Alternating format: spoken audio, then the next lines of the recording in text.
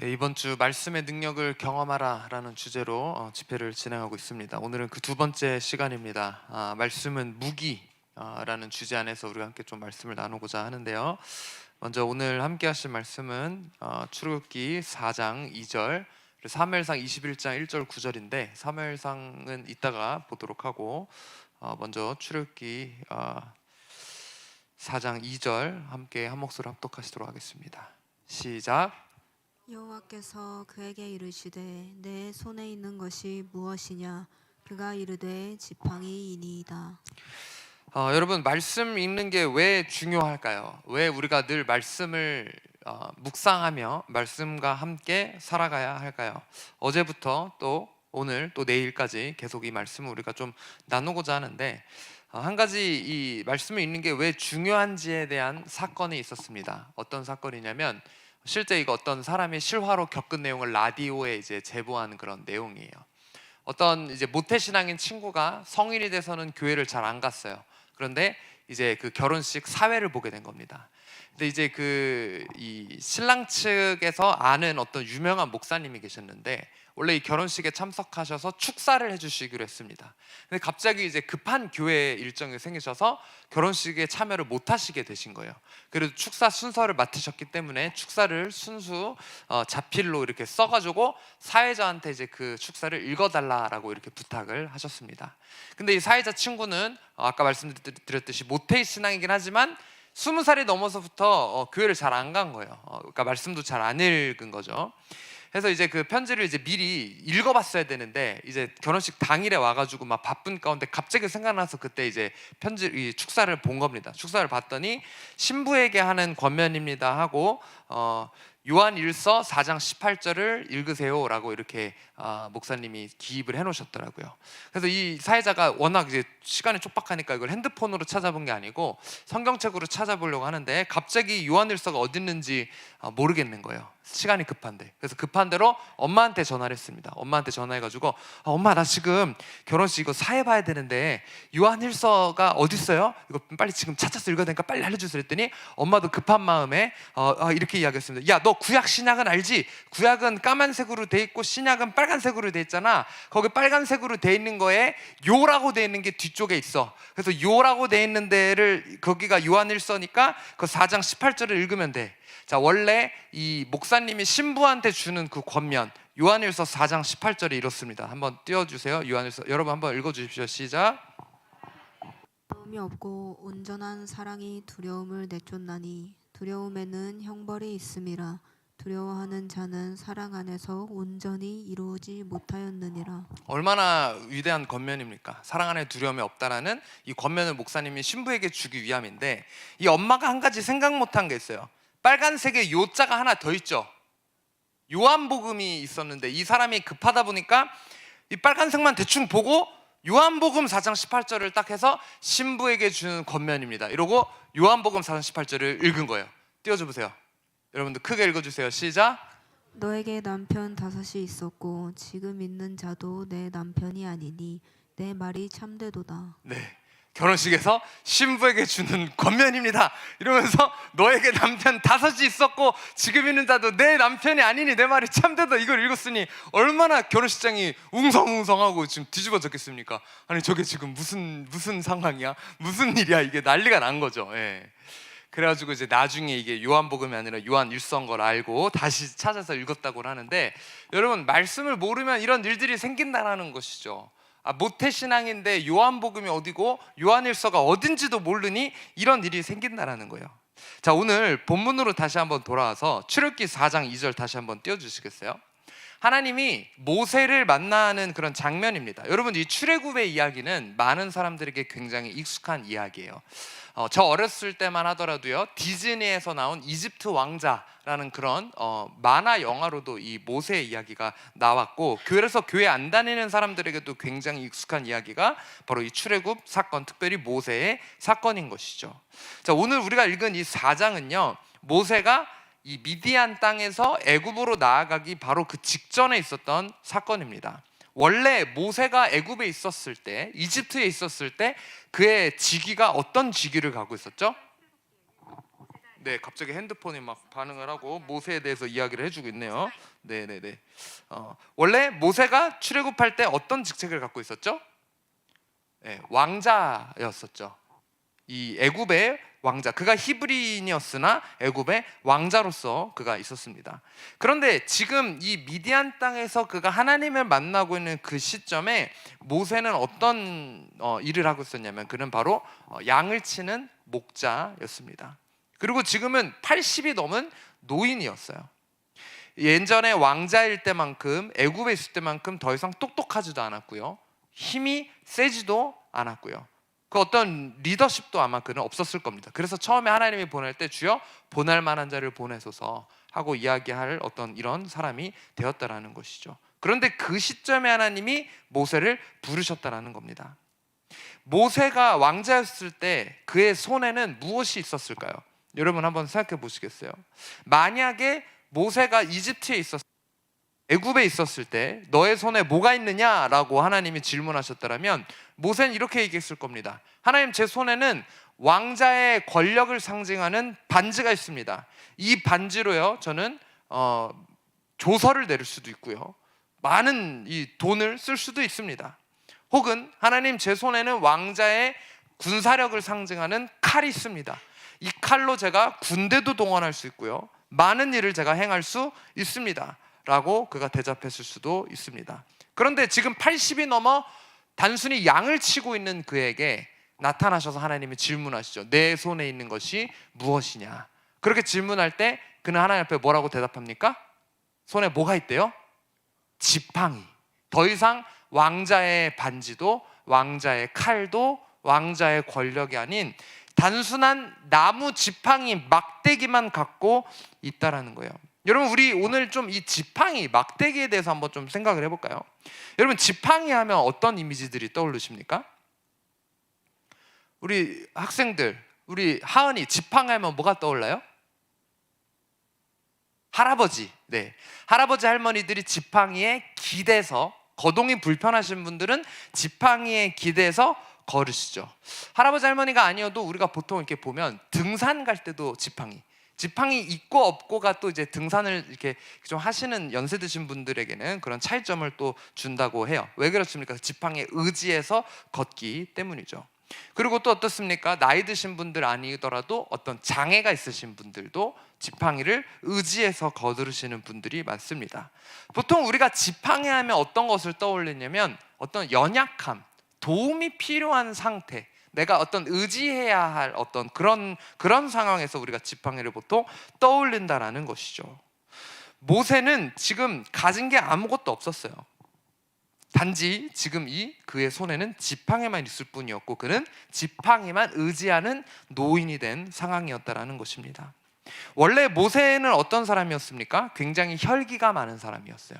그래서 모세가 젊었을 때 자기 민족을 괴롭히는 사람과 말다툼을 하다가 어떻게 했죠? 살인을 저지를 정도로 혈기가 그는 많은 사람이었어요. 자기의 화를 다스릴 줄 모르는 사람이었어요. 근데 우리 만약 한번 출애굽 때를 한번 생각해 봅시다. 출애굽 때 애굽 사람들이 애굽에서 나온 히브리 사람들이, 이스라엘 사람들이 모세한테 불평했나요? 안 했나요? 굉장하게 많은 불평을 했죠. 한두 번이 아니라 가는 내내 불평했죠. 심지어 아이고 우리를 왜 데리고 나왔냐, 애굽에 있었을 때가 차라리 더 낫다라던가, 아니면 나중에는 뭐라고 이야기해요? 심지어 모세를 때려 죽이고 다시 애굽으로 돌아가자, 다시 노예로 돌아가자라고 이야기할 정도로 굉장히 많은 불평과 불만을 그 광야 생활 내내 했습니다. 그런데 그가 이전과 같은 혈기가 있었으면 벌써 수많은 사람 때려 죽이고도 남았을 거예요. 그렇죠? 그가 어떤 가진 이런 것들이 아니라 하나님은 그의 혈기가 죽고 어떤 그가 의지할 것이 하나님밖에 없다, 그가 가진 것이 없다라는 것을 깨달을 때까지 하나님은 모세를 기다리셨다라는 것입니다.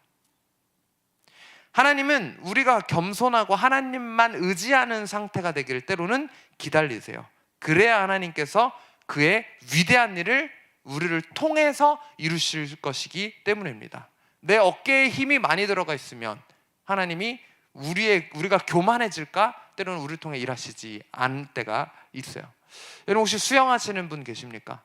우리 한번 떠올려 볼까요? 우리 바닷가 말고 일반 물가에서 뜰 수 있는 방법이 뭘까요? 몸에 힘을 빼야 물에 뜰 수 있다는 거예요. 힘을 꽉 쥐고 있는 사람은 가라앉을 수밖에 없어요. 하나님께서 우리를 뜨게 하시려면, 하나님께서 하나님이 원하시는 방향으로 우리를 데리고 가시려면 우리는 몸에 힘을 빼고 그분께 우리의 몸을 의탁해야 된다는 거예요. 그분께 우리의 삶을 의탁해야 한다는 거예요. 지금 모세의 손에는 더 이상 왕자의 반지도 그 어떤 권력도 없습니다. 단순히 그는 지팡이만 가지고 있을 뿐이었다라는 것입니다. 하나님은 40년 동안 광야에서 모세가 이것을 배우기를 기다리셨다는 거예요. 여러분, 만약 오늘 하나님께서 여러분에게 동일한 질문을 하신다면, 여러분 손에 무엇이 있습니까? 너의 손에 무엇이 있느냐라고 하나님이 질문하신다면 여러분은 어떻게 대답하시겠습니까? 여러분은 무엇을 손에 쥐고 계십니까? 우리 유병희 권사님에게 하나님이 너의 손에 무엇이 있느냐라고 질문하신다면 뭐라고 대답하실 겁니까? 돈이 있습니다 라고 이야기하실 겁니까? 네, 우리 모두 생각을 해봐야 된다는 거예요. 내가 손에 쥐려고 하고 있는 것이 무엇인지, 내가 의지하려고 하고 있는 것이 무엇인지. 누구는 재능을 지나치게 의지하려는 사람이 있죠.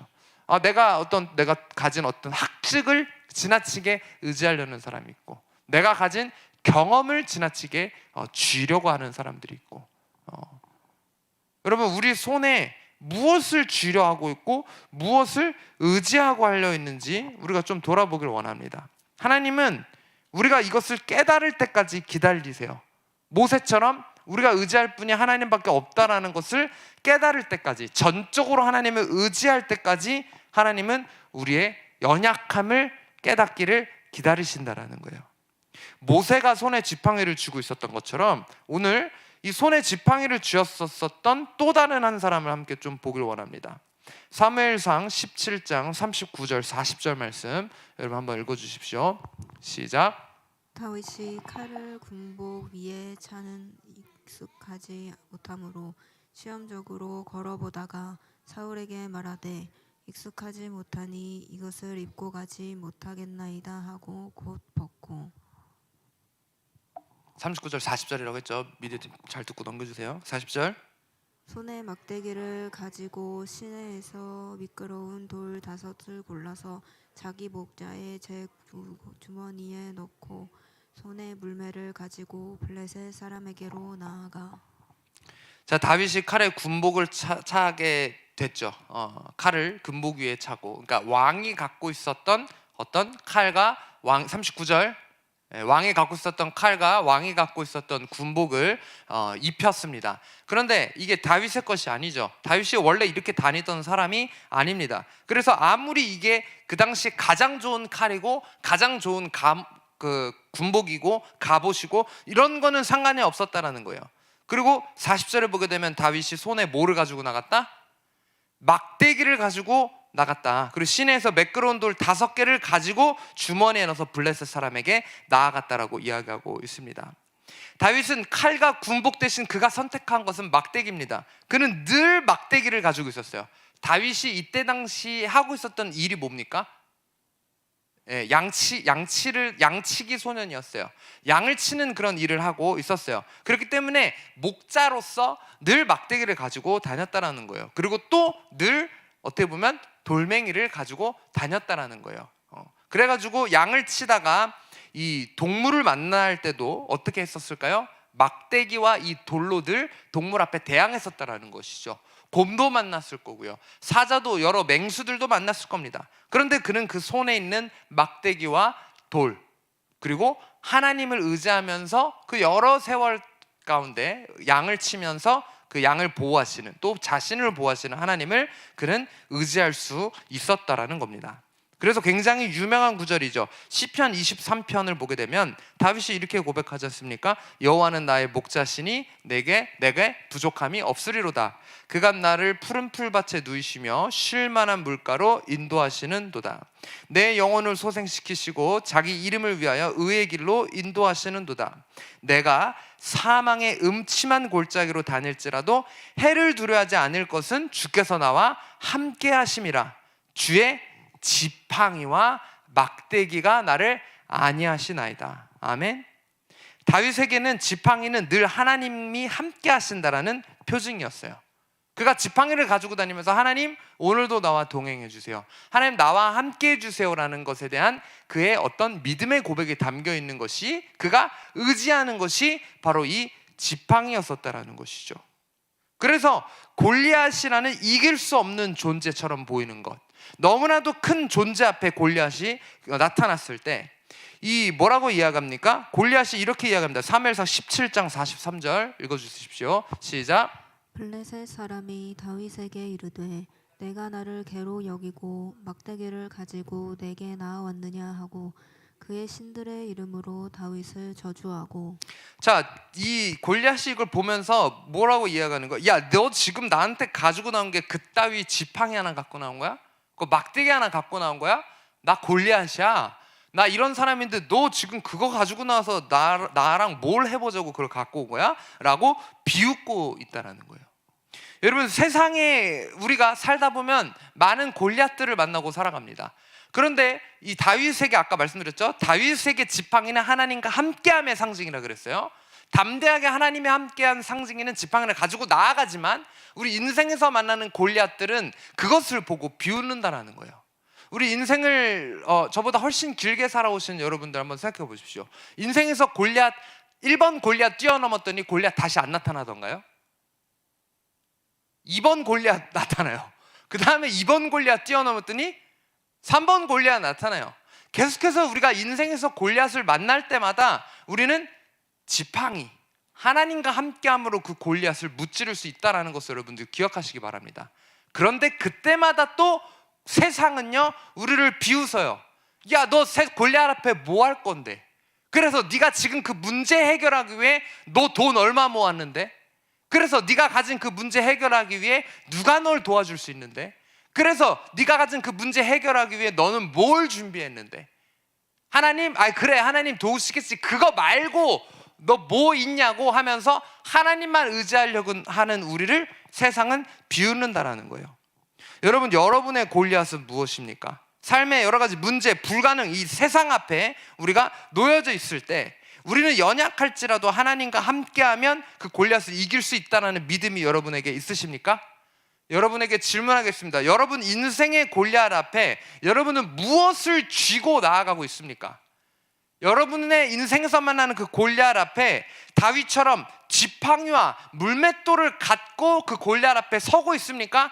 아니면 다윗에게 그 칼과 갑옷을 쥐어주려고 했었던 사울의 모습처럼 다른 세상 것들을 쥐엄쥐엄 막 주워 넣고 막 주워 입고 골리앗 앞에 나아가려고 하고 있지는 않습니까? 세상의 방식으로 골리앗 앞에 서려고 하는 그런 어리석은 우리의 모습을 오늘 주님이 책망하십니다.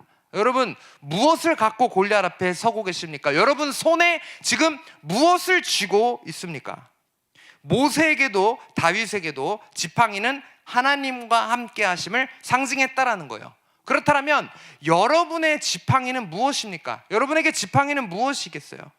여러 것이 될 수 있겠죠. 그런데 오늘 우리가 집중해서 보기 원하는 것, 하나님과 함께 하심을 상징인데 그것을 우리가 더 나아가서 실질적으로 무엇이 우리에게 지팡이가 될 수 있습니까? 여러분, 서두에 제가 말씀드렸는데 이번 주 집회의 주제가 뭐라 그랬죠? 말씀의 능력을 경험하라. 여러분, 하나님의 말씀이 우리에게 지팡이입니다. 아멘. 하나님의 말씀이 우리에게 하나님과 함께함을 상징합니다. 우리 어제 집회에 나오신 분들은 한번 기억해 보십시오. 어제 입다와 롯의 이야기를 우리가 나눴는데요, 한번 입다도 자기의 삶 가운데 하나님을 의지한다라고 하면서 자기도 모르는 새 어느새 이방의 방식, 세상의 방식이 흘러들어와서 자기의 딸을 하나님을 사랑한다고 이야기하면서 세상의 방식으로 딸을 태워서 하나님 앞에 드리는 이런 말도 안 되는 행동을 했다는 거예요.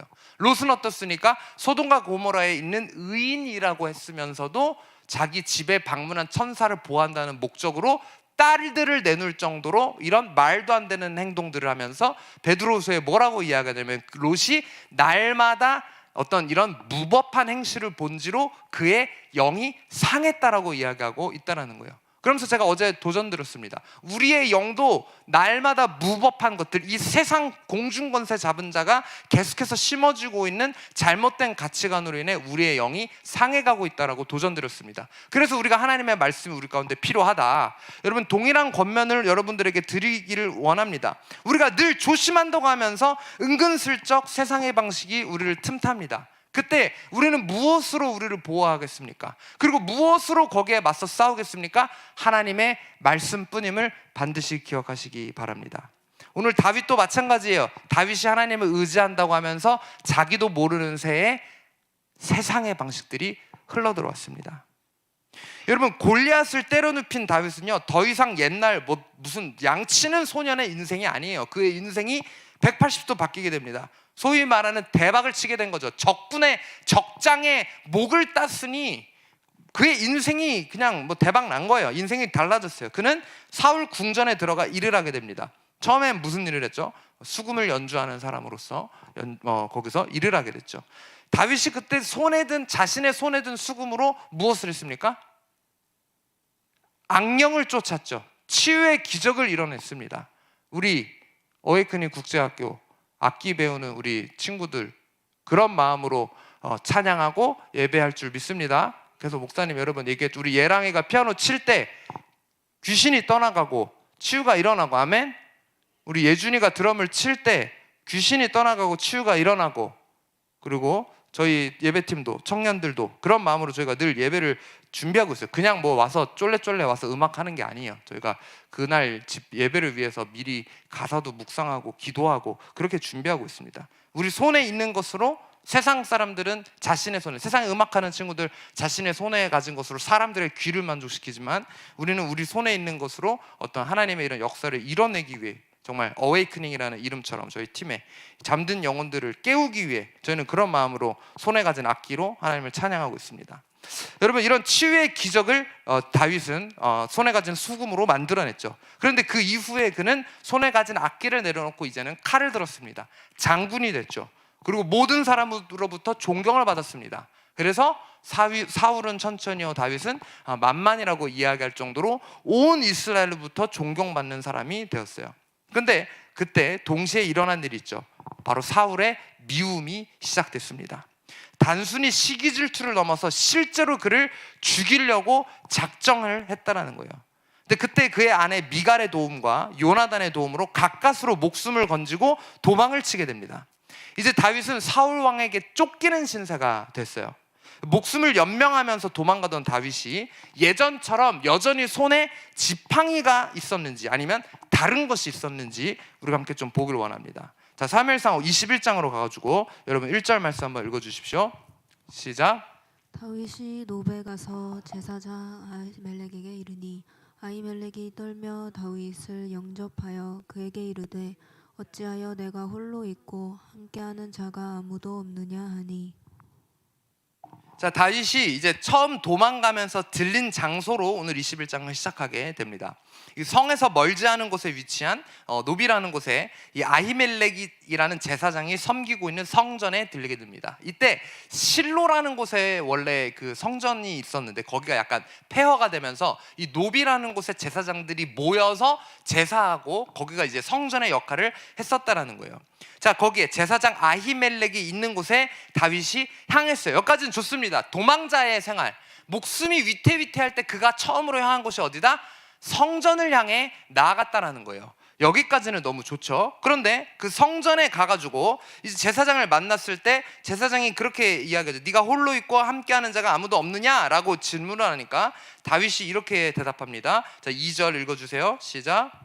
다윗이 제사장 아히멜렉에게 이르되 왕이 내게 이를 명령하고 이르시기를 내가 너를 보내는 것과 내게 명령한 일을 아무것 사람에게 알리지 말라 하시기로 내가 나의 소년들을 이러이러한 곳으로 오라고 말하였나이다. 여러분 이거 진짜예요? 다윗이 지금 사실을 말하고 있는 거예요? 다윗이 지금 뭐 하는 중이라 그랬죠? 쫓기고 있는 중이라 그랬죠? 사울 왕이 죽이려고 그래서 도망가고 있는 중이라 그랬죠. 그럼 다윗이 지금 뭐 하고 있는 거예요? 거짓말하고 있는 거잖아요. 제사장한테 지금 거짓말을 하고 있는 거잖아요. 자기 목숨이 위태위태한 상황에 지금 여기서 거짓말을 하고 있는 거예요. 왕이 자기한테 일을 시켜가지고 자기가 막 뭐 이렇게 지금 뭐 그 일을 행하려고 지금 가고 있는 중이고, 내가 나의 소년들은 이런 데서 이렇게 내가 만나기로 했다, 이렇게 거짓말을 하고 있는 겁니다. 다윗이 왜 거짓말을 했을까요? 여러분 여기 오늘 이 노비라는 곳에 등장하는 이 노베에 있는 제사장 아히멜렉은요 사울 곁에서 섬기는 아히야라는 제사장의 형제예요. 그러니까 자기가 지금 대화하고 있는 사람의 형제가 사울의 최측근이라는 것이죠. 그렇기 때문에 지금 말 한 번 잘못했다가 사울 왕이 저를 죽이려고 그래서 제가 도망가는 중인데요 라고 이야기를 했다가, 혹시 그 제사장이 자기 형제한테 얘기했다가 사울이 와서 자기를 지금 잡을 수도 있는 어떤 이런 불안한 상태, 긴장감이 가득한 상태, 두려운 상태, 이런 마음이 다윗을 지금 사로잡고 있었다라는 것이죠. 자, 이런 불안함 가운데 다윗의 반응이 점점 이상해져요. 그리고 3절에 보게 되면 제사장한테 이렇게 질문합니다. 거짓말을 2절에서 하고 나서 3절, 이제 당신의 수중에 무엇이 있나이까? 자, 오늘 아까 우리가 출애굽에서 봤을 때 하나님이 모세에게 한 질문 있죠. 너의 손에 무엇이 있느냐? 라고 물으셨던 그 질문을, 내 손에 있는 것이 무엇이냐라는 이 질문을 이제는 다윗이 지금 제사장한테 하고 있는 거예요. 당신의 수중에 무엇이 있나이까? 떡 5덩이나 무엇이나 있는 대로 내 손에 주소서 하니. 자, 지금 성전을 향해 나간 다윗이 불안하고 두려워합니다. 그리고 그가 가장 처음 구하고 있는 게 뭐죠? 떡을 구하고 있는 거예요. 떡. 자기 육신의 필요를 먼저 채우고 있다라는 거예요. 도망치니까, 배가 고프니까 허기진다라는 거예요. 지금 다윗이 목숨이 위태한 상황이죠. 왕이 자신을 죽이기 위해 사람을 보내고 어떻게 보면 온 나라의 역적이 된 그런 상황이에요. 그렇다면 그가 성전에 왔어요. 뭘 해야 합니까? 네? 지혜자면 뭘 해야 돼요? 기도해야 되는 거 아닙니까?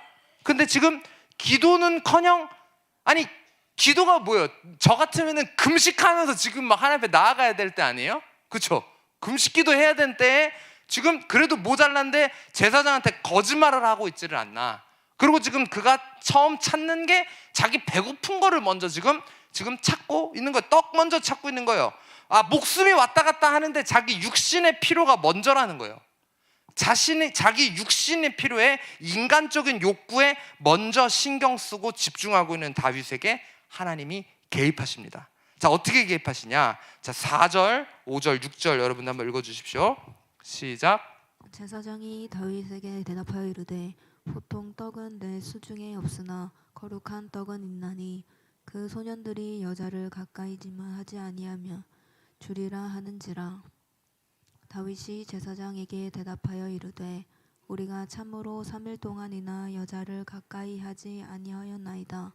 내가 떠난 길이 보통 여행이라도 소년들의 그릇이 성결하겠거든 하물며 오늘 그들의 그릇이 성결하지 아니하겠나이까 하매, 제사장이 그 거룩한 떡을 주었으니 거기는 전설병 곧 여호와 앞에서 물려낸 떡밖에 없었음이라. 이 떡은 더운 떡을 드리는 날에 물려낸 것이더라. 자, 지금 뭐라고 이야기하냐면 제사장이 다윗한테 말하는데 보통 떡은 손에 없다라고 이야기하고 있어요. 그리고 거룩한 떡만 있다라고 이야기하고 있습니다. 여러분 여기서 그러면서 이 원래 사람들이 먹을 수 있는 것은 보통 떡이죠. 그런데 지금 다윗이 지금 먹게 되는 게 뭐냐면 진설병이라고 하고 있는 하나님께 제사 드릴 때 바치는 떡입니다. 이것은 일반 사람들은 먹을 수 없어요. 본래는 제사장들만 먹는 그런 떡입니다. 그렇기 때문에 소년들의 성결에 대해서도 이야기를, 원래는 줄 수 없으나 부정한 상태에서는 이것은 더더군다나 먹으면 안 됐기 때문에 어떤 이것에 대해 이야기를 하고 있어요. 자, 여기서 다윗이 진설병을 먹게 되는 것에 대한 상징적인 놀라운 의미가 있습니다. 여러분 아까 말씀드린 대로 다윗이 먹게 된 이 떡은 제사장만 먹는 떡이라고 이야기했죠. 이 진설병은요 성소에 일주일 동안 둡니다. 그리고 매주 안식일마다 새 것으로 바꿔줘요. 그리고 새 걸로 바꾸면서 일주일 지난 떡을 제사장들이 먹게 됩니다. 아까 말씀드렸듯이 이 떡을 원래는 어디다 둔다? 성소에 둔다라는 거예요. 그래서 우리의 양식을 허락해 주시는 분이 하나님이라는 것에 대한 상징적인 의미를 갖고 있는 게 바로 이 진설병이라는 거예요. 그리고 그 떡을 바치는 게 하나님 그 떡을 드시라고 바치는 게 아니죠. 무슨 의미예요? 하나님의 은혜에 대한 감사의 표시로 그 떡을 바치고 있는 거예요. 자, 진설병은 성소 안에 있습니다. 성소에는 또 뭐가 있죠? 우리 성소 하면 떠올려야 되는 하나님의 뭐가 있습니까? 성소에. 예, 사실 이때 법궤는 빼앗긴 상태로 없었습니다만 성소, 그 법궤가 있다고 가정해 봅시다. 그리고 법궤 안에는 또 뭐가 있습니까? 네? 네, 지팡이와 제가 원하는 답이 아니에요. 그것도 있죠. 근데 늘 우리 동산교회 다니면들 제가 언약궤 얘기 나올 때마다 떠올려야 하는 단어가 있다고 말씀드렸는데 하나님의 임재, 네. 언약궤, 성소, 지성소를 우리가 성전, 성막 이야기할 때마다 떠올려야 하는 단어 하나님의 임재, 하나님의 임하심입니다. 그러면 그 떡은 하나님의 임재 가운데 받쳐졌었던 떡, 하나님의 임하심, 하나님의 임재가 깃든 떡이었었다라는 거예요. 그래서 다른 사람들은 먹을 수 없었고 제사장만 먹을 수 있는 떡이었다라는 것이죠. 그런데 다윗이 원래는 먹을 수 없는 그 하나님의 임재가 가득한 하나님의 임재를 상징하는 그 떡을 먹었다라는 것은 무슨 의미냐면 다윗아, 너 배고픔을 지금 찾는 게 아니고 하나님의 임재가 뭐예요? 나와 함께함을 너가 지금 찾아야 돼. 나와 내 임하심, 나의 임재를 네가 구해야 돼. 떡 찾지 말고 내 임재를 구해. 내가 너와 함께하리라. 네가 지금 목숨이 위태위태하고 도망가도 내가 너와 함께하리라라고 하나님이 그렇게 말씀해 주시고 계시는 거예요. 지금 도망가면서 거짓말까지 하면서 손에 있는 게 무엇인지 물으면서 손에 떡 쥐어달라고 이야기하고 있는 그에게 하나님은 진설병을 주시면서 네 손에 쥐어야 하는 것이 지금 떡이 아니라 네가 과거에 쥐고 있었던 지팡이, 하나님과 함께함, 그거라고 지금 깨우쳐주고 계시는 거예요. 자기 육체의 필요를 먼저 찾는 다윗에게 하나님께서 말씀하시는 겁니다. 다윗아, 나만 봐라. 내가 너와 함께 하겠다.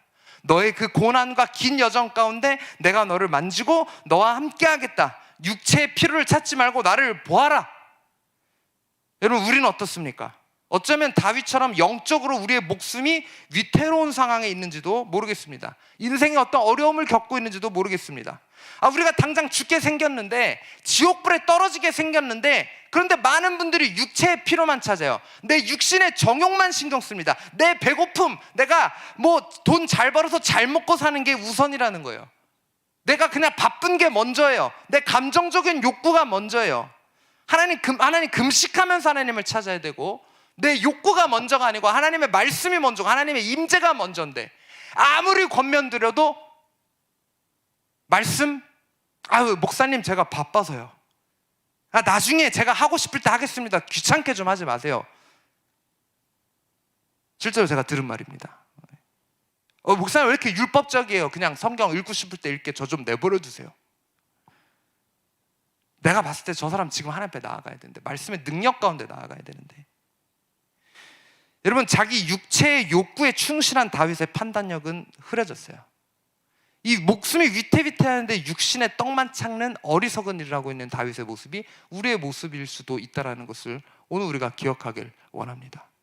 여러분, 하나님이 이렇게 말씀해 주시잖아요. 그런데 다윗은 판단력이 흐려졌어요. 옛날에 다윗은 굉장히 냉정하고 총명한 그런 모습이었죠. 근데 지금 지팡이를 쥐고 있지 않고 하나님의 힘을 의지하고 있지 않는 그의 모습에 총명함은 온데간데 없어요. 7절 한번 보시겠어요? 7절을 보면 갑자기 뜬금없이 여기에 그날 거기에 사울의 신하한 사람이 있었다라고 이야기해요. 도액이라는 에돔 사람이며 사울의 목자장인 사람이 거기 있었다라고 이야기하고 있습니다. 갑자기 왜 도액이가 뜬금없이 나올까요? 여러분, 지금 다윗이 자기만 위험할 뿐 아니라 이 제사장도 위험에 처하게 합니다. 여기 이야기했죠. 사울의 사람이에요, 도액은.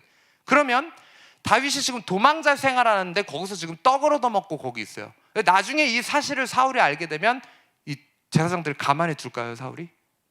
가만히 안 두겠죠. 그래가지고 이후에 85명이나 되는 그 장소에 있었던 제사장이 다 죽습니다. 뭐 때문에? 다윗이 도액을 내버려뒀기 때문에. 옛날과 같은 총명함이 있었던 다윗이라면 도액을 내버려두지 않았을 거예요. 근데 지금 떡 찾느라 정신은 다 팔린 거예요. 도액이고 뭐고 그냥 그냥 생각이 없는 거예요. 더 이상 총명함이 없고 분별력도 없어진 그런 상황에 된 것이죠. 하나님이 그렇게 진설병을 통해서 떡이 아니라 하나님의 지팡이를 의지하라 라고 말씀하셨는데 다윗이 정신 차렸을까요? 못 차렸을까요?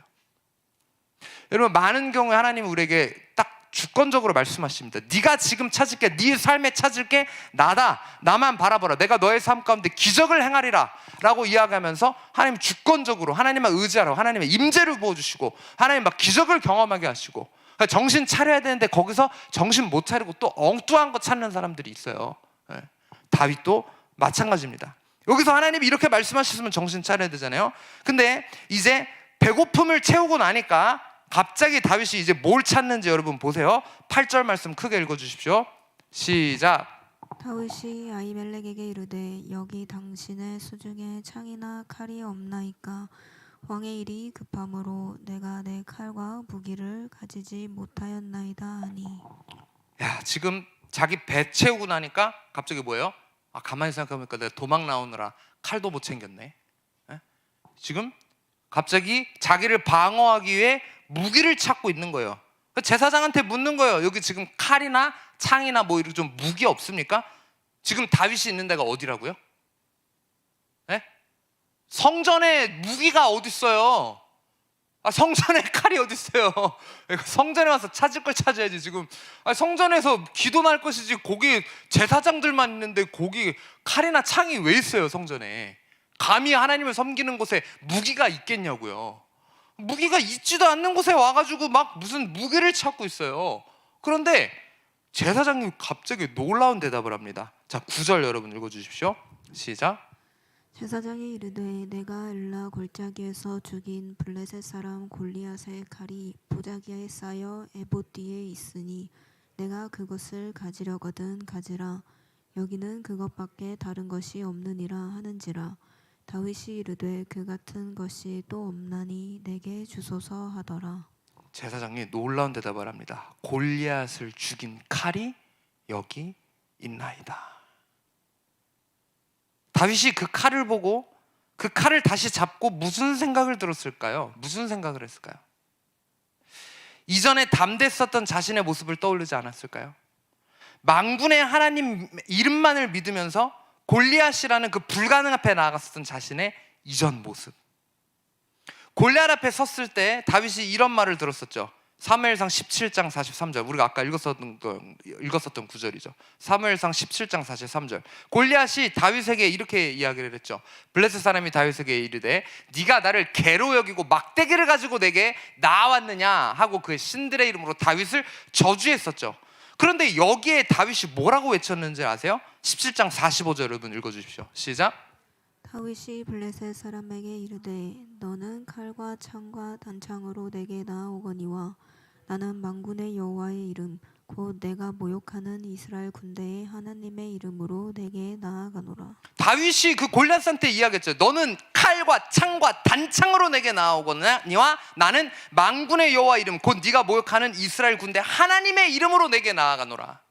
지팡이를 들고 하나님의 이름으로 그가 나아간다라고 이야기하면서 네가 쥐고 있는 그 칼, 창, 단창, 내가 가진 이 지팡이 앞에, 내가 가진 하나님의 이름 앞에 아무것도 아니야 라고 외쳤었던 과거의 자신의 모습을 골리앗의 칼을 마주하면서 그는 떠올렸을 거예요. 지금 도망자 신세지만 하나님은 다윗이 기억하길 원하셨습니다. 야, 다윗아, 너 전에 손에 지팡이만 있으면 됐잖아. 너 내 이름만 있으면 됐잖아. 너 나만 있으면 됐잖아. 너 근데 왜 지금 손에 떡을 찾니? 너 앞으로 칼과 창과 단창이 아닌 내 이름으로 나간다며.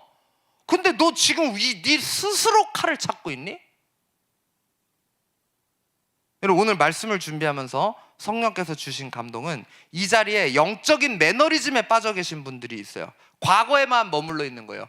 그냥 그 골리앗 때려눕혔을 때의 모습. 근데 지금은 그 모습이 없는 거예요. 예전에 하나님의 이름을 믿고 만군의 여호와 이름을 의지하면서 나아간다는 믿음의 담대함이 있었는데 지금은 더 이상 그런 모습이 없고 손에 떡을 찾고 칼을 찾는 그런 분들이 계신지도 모르겠습니다. 하나님의 깊은 임재도 더 이상 느껴지지 않고 어떤 하나님의 어떤 그런 어떤 역사가 느껴지지 않는 그런 분들 계십니까?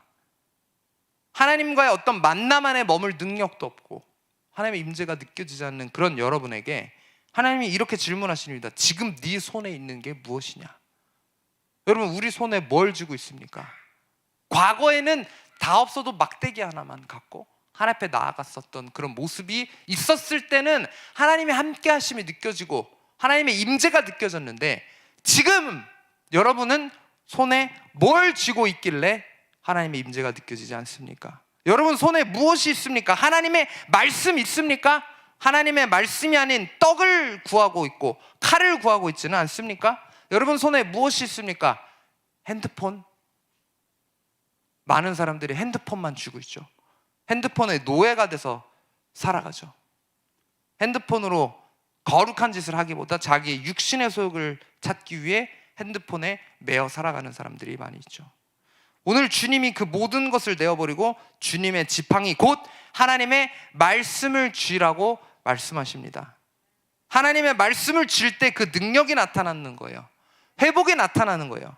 고린도전서 1장 18절에 이렇게 이야기하고 있습니다. 같이 한번 읽습니다. 시작. 십자가의 도가 멸망하는 자들에게는 미련한 것이요 구원을 받는 우리에게는 하나님의 능력이라. 아멘. 십자가의 그 복음의 말씀이 우리에게 능력이라는 것을 여러분 기억하시기 바랍니다. 에베소서 6장 10절에서 17절 말씀입니다. 끝으로 너희가 주 안에서와 그 힘의 능력으로 강건하여지고 마귀의 관계를 능히 대적하기 위하여 하나님의 전신 갑주를 입으라. 우리의 씨름은 혈과 육을 상대하는 것이 아니요 통치자들과 권세들과 이 어둠의 세상 주관자들과 하늘에 있는 악의 영들을 상대함이라. 그러므로 하나님의 전신갑주를 취하라. 이는 악한 날에 너희가 능히 대적하고 모든 일을 행한 후에 서기 위함이라. 그런즉 서서 진리로 너희 허리띠를 띠고 의의 호심경을 붙이고 평안의 복음이 준비한 것으로 신을 신고 모든 것 위에 믿음의 방패를 가지고 이로써 능히 악한 자의 모든 불화살을 소멸하고. 17절 여러분 읽어주십시오. 시작. 성령의 검, 곧 하나님의 말씀을 가지라. 성령의 검, 뭐를 가지라고요? 하나님의 말씀을 가지십시오. 여러분 말씀을 향해 나아오십시오.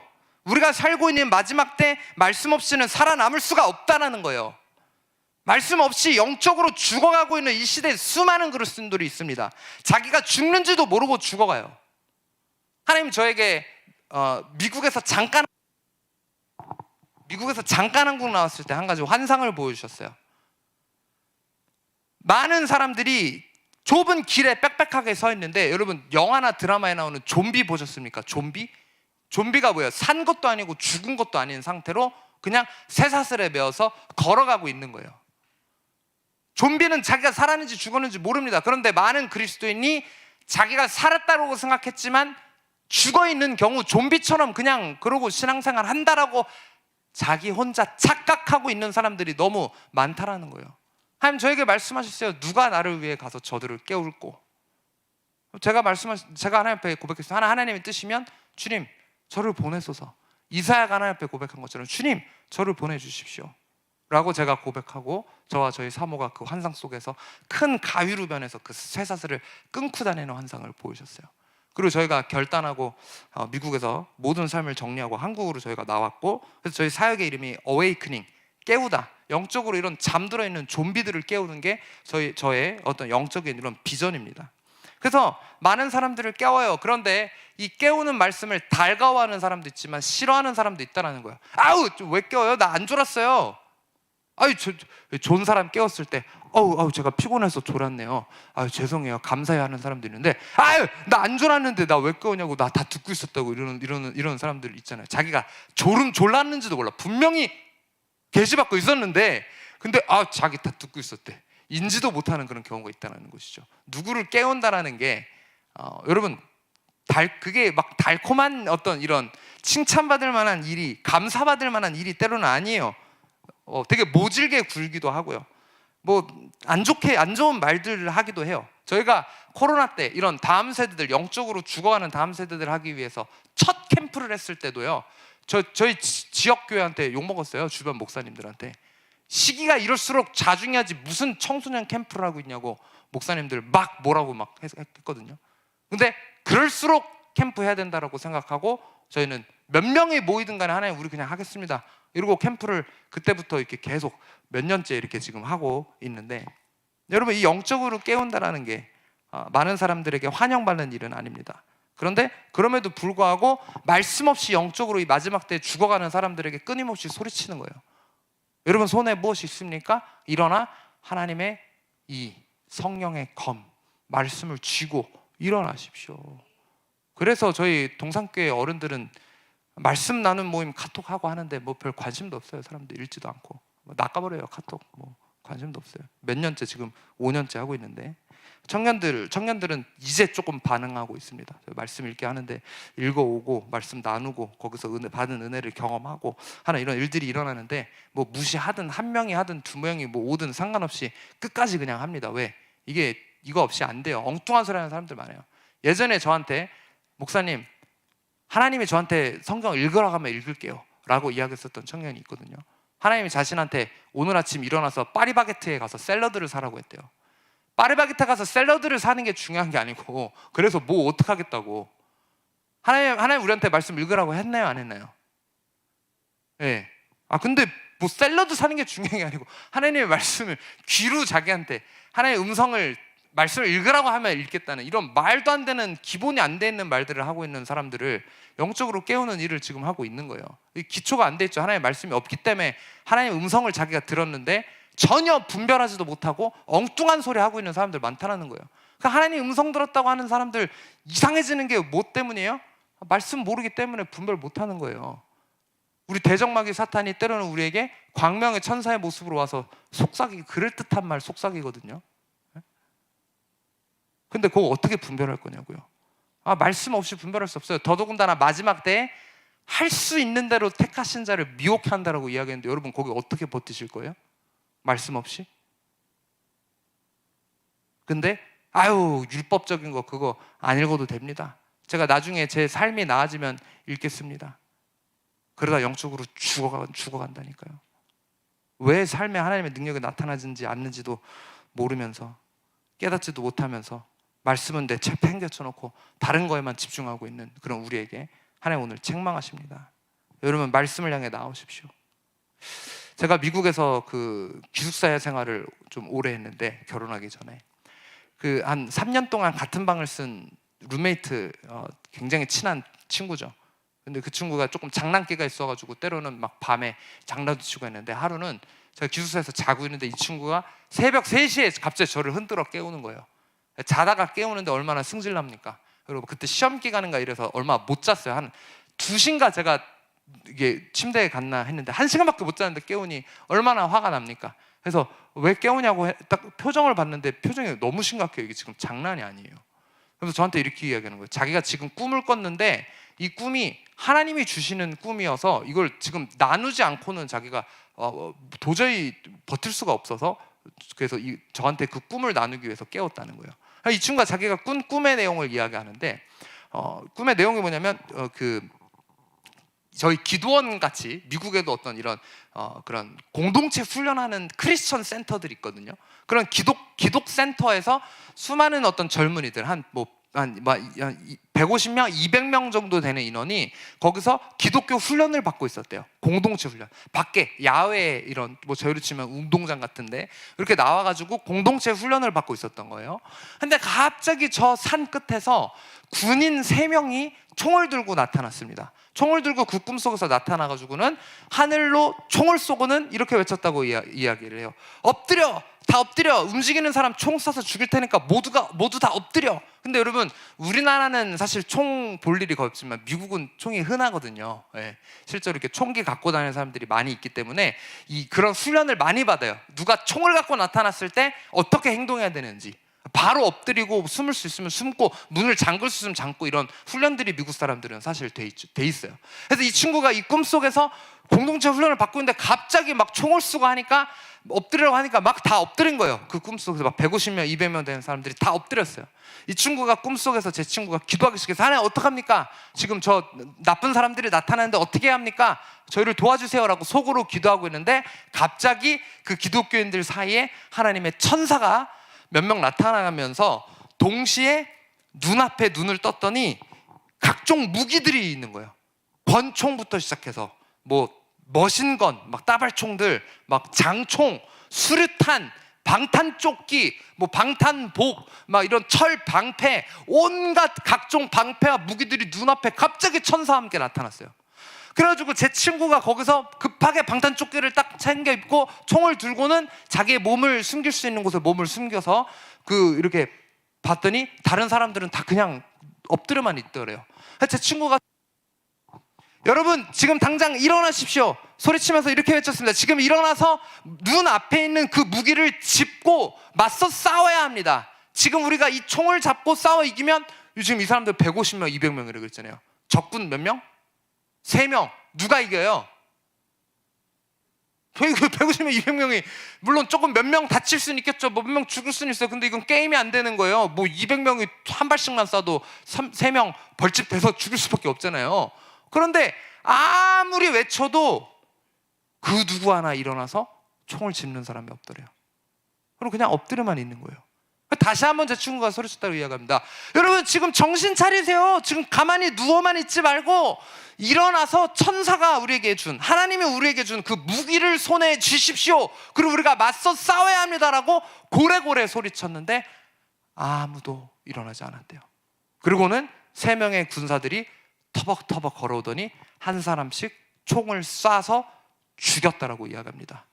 그러다가 제 친구는 계속 소리치면서 그냥 꿈에서 깬 거예요. 저는 그 얘기를 딱 듣는 순간 지금도 잊혀지잖아요. 굉장히 충격 먹었어요. 하나님이 영적으로 우리 지금 이 시대에게 하는 말씀이다. 사탄이 우는 사자같이 우리를 집어삼키려고 우리에게 다가와서 총을 쏘고 있는데 우리는 가만히 자빠져가지고 총 맞고 있는 거예요. 그냥 얻어맞고 있는 거예요. 여러분 하나님 우리 앞에 전신갑주 주신 거 입고 있습니까? 하나님 우리에게 무기로 주신 거 손에 쥐고 계십니까? 많은 사람들이 그거 다 내팽개치고 그냥 멍 때리면서 손에 핸드폰 쥐고 명품 가방 들고 그냥 총 맞아 죽어가고 있는 사람들 너무나도 많이 있다는 거예요. 여러분 하나님의 말씀을 우리에게 무기로 주셨다는 것을 기억하십시오. 그런데 이 꿈에서처럼 많은 사람들이 그 무기를 사용하고 있지 않아요. 세상은 우리를 가스라이팅합니다. 다른 것이 더 가치 있는 것처럼 손에 그래 하나님 말씀 줘야지. 한 손엔 하나님 말씀 그럼 주고 한 손엔 다른 것 줘야지. 돈도 주고 너를 만족해 할 막 핸드폰도 하고 막 여러 가지 너를 만족하게 할 다른 것도 해야지. 이거 안 하고 어떻게 살아? 근데 우리에게 단 하나 있어야 한다면 한 손에는 우리가 성경 들고 한 손에 세상을 쥐는 것이 아니라 우리 손에 있는 그 모든 것으로 우리가 하나님을 섬기기에 힘써야 합니다. 말씀의 능력을 경험하기 위해 우리가 힘써야 합니다. 그래서 아까 에베소서 6장 13절 그러므로 하나님의 전신갑주를 취하라. 이는 악한 날에 너희가 능히 대적하고 모든 일을 행한 후에 서기 위함이라. 구원의 투구와 성령의 검 곧 하나님의 말씀을 가지라 라고 17절에 이야기하고 있습니다. 히브리서 4장 12절 말씀 여러분들 한번 읽어주시겠습니까? 시작. 하나님의 말씀은 살아있고 활력이 있어 좌우의 날선 어떤 검보다도 예리하여 혼과 영과 및 관절과 골수를 찔러 쪼개기까지 하며 또 마음의 생각과 뜻을 판단하나니. 하나님의 말씀은 살아있고 활력이 있다라고 이야기합니다. 그 어떤 날선 검보다 예리하다라고 이야기하고 있습니다. 여러분은 손에 무엇을 쥐고 있습니까? 세상에 어떻게 맞서고 있습니까? 세상 사람들 다 하는 것처럼 다윗에게 사울의 칼을 입혀주고 사울의 갑옷을 입혀준 것처럼 우리 그런 것들로 세상에 대항하려고 하고 있지는 않습니까? 여러분 손에 무엇을 쥐고 있습니까? 여전히 손에 술을 쥐고서 술을 놓지 못하고 술의 영향력 아래 살아가고 있는 분들, 담배의 영향력 아래 살아가고 있는 사람들, 게임과 핸드폰의 영향력 아래 살아가고 있는 사람들, 돈의 영향력 아래만 살아가고 있는 사람들, 이 시간 주님이 우리를 깨우고 계십니다. 그 어떤 것이든 하나님과의 관계를 방해하는 것, 우리 손에 쥐고 있는 것 모두 내려놓고 우리 오늘 말씀을 붙들기 원합니다. 여러분, 말씀 생활을 향해 나아오십시오. 말씀 생활 하루에 못해도 한 장. 여러분, 우리 예수님이 마귀를 뭘로 대적하셨죠? 말씀으로 대적하셨잖아요. 우리는 뭔 자신감으로 허벌레하고 살아가고 있는지. 예수님이 말씀하셨죠. 사람이 떡으로만 살 것이 아니요 하나님의 말씀으로 우리가 산다라고 이야기했는데, 육신의 양식은 한 끼만 안 먹어도 손이 바들바들 떨리면서 하나님의 말씀은 왜 이렇게 아무렇지도 않게 굶고 있는지, 우리가 오늘 우리 손에 쥐고 있는 하나님의 말씀 외의 그 모든 것들을 내려놓기를 원합니다. 그리고 오직 그 말씀의 능력을 향해 우리가 나아가길 원합니다.